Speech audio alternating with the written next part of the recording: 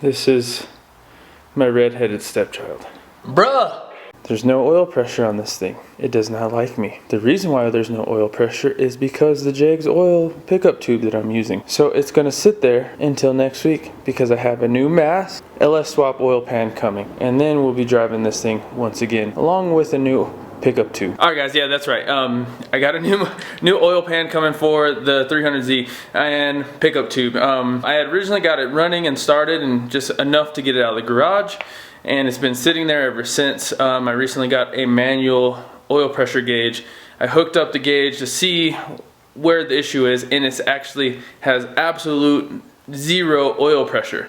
I had primed the oil pump through the side of the galley on the block and everything, and yeah, the oil pump is good. It's brand new. It's the Mellings M295 pump, and it shimmed everything, but we have some issues. Alright, as for the GTO, we got the GTO back in track. A little bit of a scare. Oh, we got that Cardi B in here.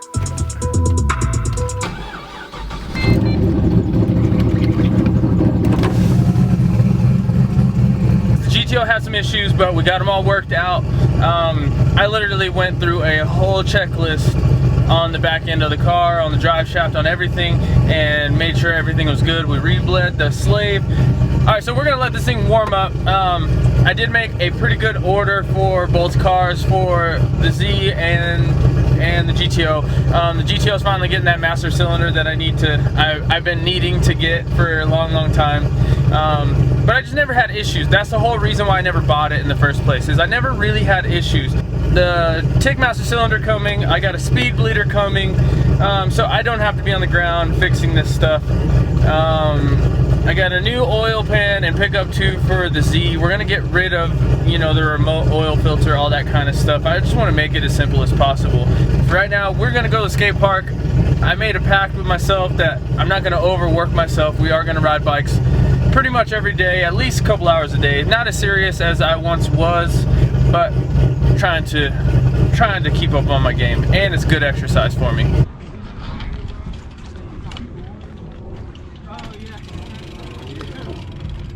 Time to do my BMX thing.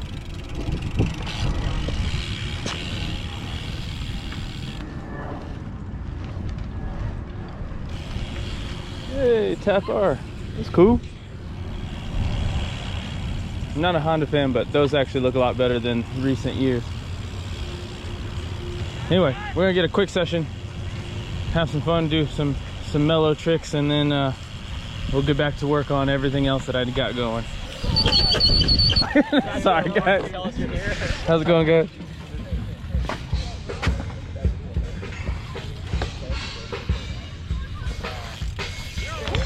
Just jump the gap. Stop wasting time.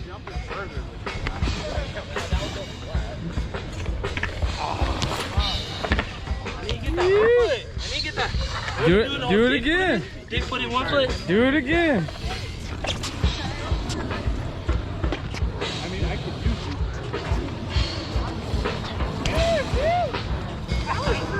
That wasn't bad.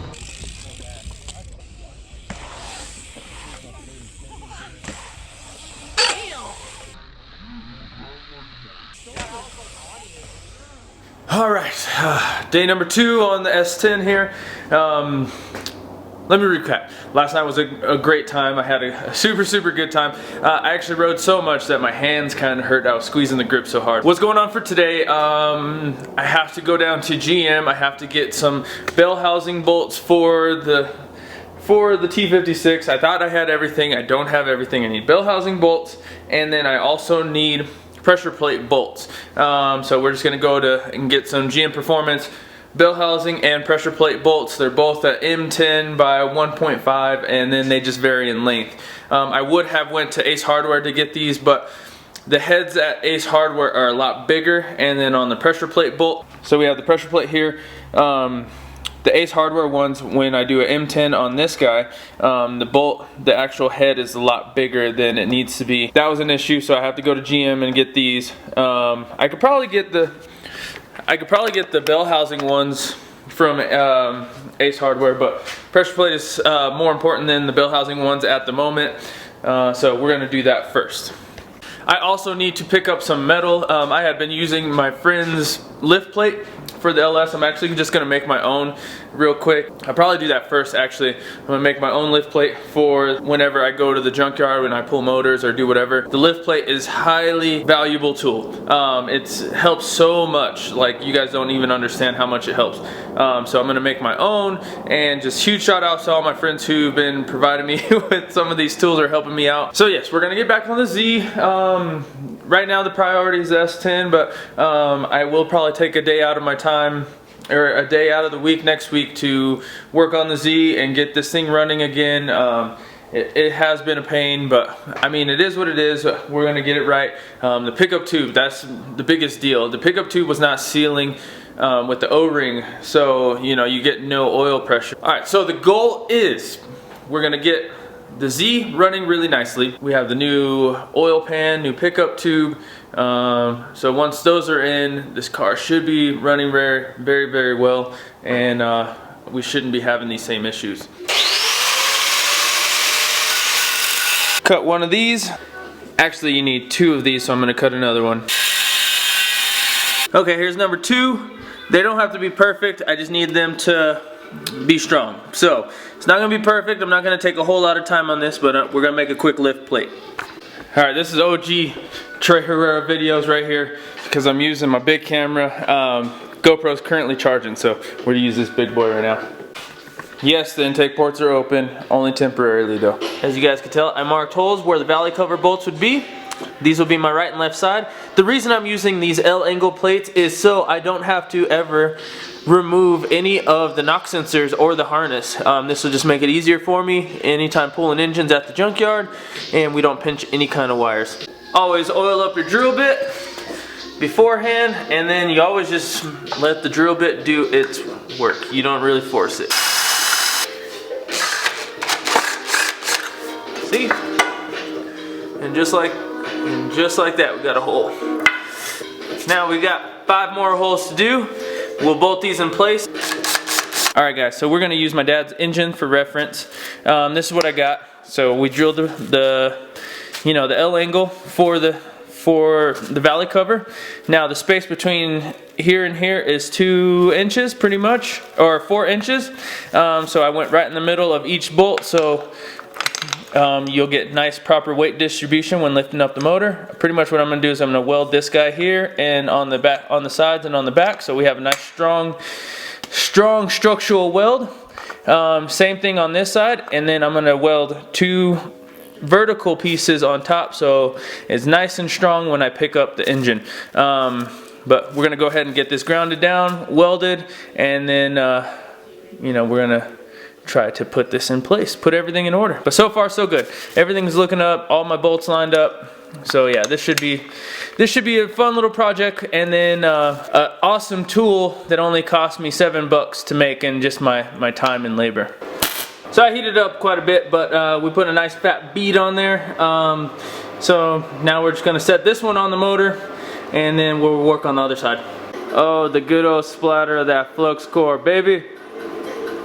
Not bad though. Flux core is not bad. The only crappy part is I don't have the anti-splatter spray, but you can weld pretty good, at least structural, with flux core, and I welded a bunch of exhausts with flux core. I do have a new welder, but we got to get some gas for it, so that would be a full-on MIG. But flux core is not bad for little projects like this. Now, moment of truth: do I trust my welds? This is really the first second structural thing I made. One thing that never broke was the transmission cross member that I made for the E36. So this is a big test for me. We're not gonna lift it up high, but we are gonna lift it up a couple inches off the ground. I don't want it to fall crazy if something does break, but I do think this will work.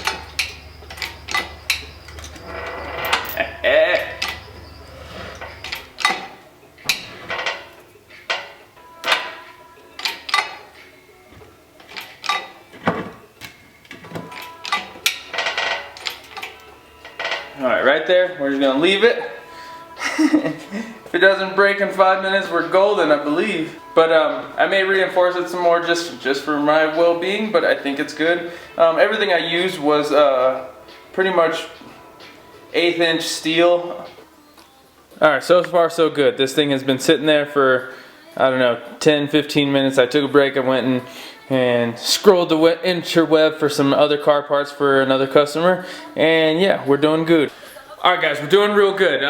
Lift plate's all correct, so now what we need to do is I actually need to lift up the engine. Just want to make sure to verify everything that is correct in the oil pan, make sure everything is sealed off real good. I did do this December of last year, so I just want to verify that everything is in place, in order on this thing before it's bolted up for the final time. Alright guys, so I kind of have to decide. I know we're working on these engines and doing everything right now, but I have to decide. I have to decide what I want to take more seriously, because honestly, I really like the drift scene. I like the style. I like sliding. It reminds me of much of getting loose on a BMX bike. It's like controlled chaos, you know. But I also really like going fast and racing.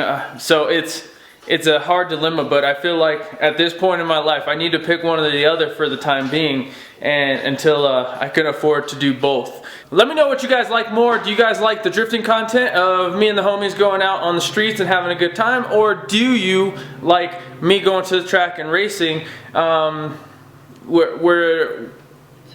at a midpoint here where I want to do a mixture of both. I like both a lot, but I'm not here nor there on either of them. It's a hard choice.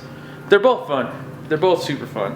Anyway, back on this, I just went ahead and made sure all the bolts were good. I just verified that everything on inside the pan was tightened. They have a aftermarket baffle, so these Holley oil pans are much like the F-body oil pans, like LS1 style. So they just have a little oil retaining plate that you need to tighten up, and then I believe on different LS's you have to trim the backside, but I didn't have to do that on this one, so we're good. As soon as I get pressure plate bolts, I will be able to mount up my T56, not my T56, my dad's T56 to the back of the engine, at least bell housing wise, and then we'll be able to drop this in place. The reason why I don't want to do the whole transmission is, one, I don't have a slave or a clutch master yet. Once I get a clutch master and the line and know kind of how I want to route it, then we'll go ahead and mount up the transmission. And then I also got to make the transmission cross member. So I'm super excited by how the response came from the S10 and the build. Please, if you guys wouldn't mind, share your boy, help him out, help me out. Trying to grow this channel. I want to start being able to do giveaways and everything, but I cannot do that without you guys' help. Thanks again. Don't forget to subscribe. We'll see you guys on the next video.